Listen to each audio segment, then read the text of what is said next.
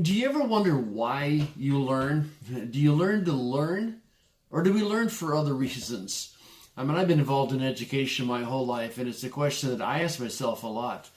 And I was reading in Colossians the other day, and there's this wonderful cycle that Paul prays that the Colossians be filled with the knowledge of God's will. And it made me think of the greatest commandment. Love the Lord your God with all your heart, soul, mind, and strength. Okay. So Paul wants the Colossians to understand the mind of God. And then as the discussion continues, it's, well, how is that going to happen? And the answer is by the power of the Spirit.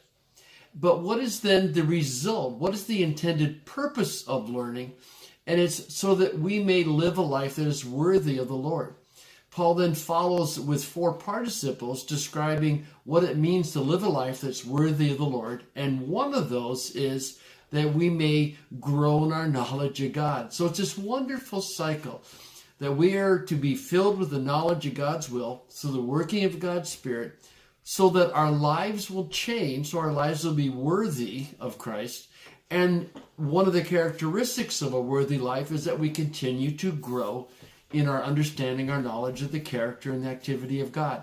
It's a wonderful loop, and it answers the question of why do we learn? So check out the blog at BiblicalTraining.org. The link is below. Thanks.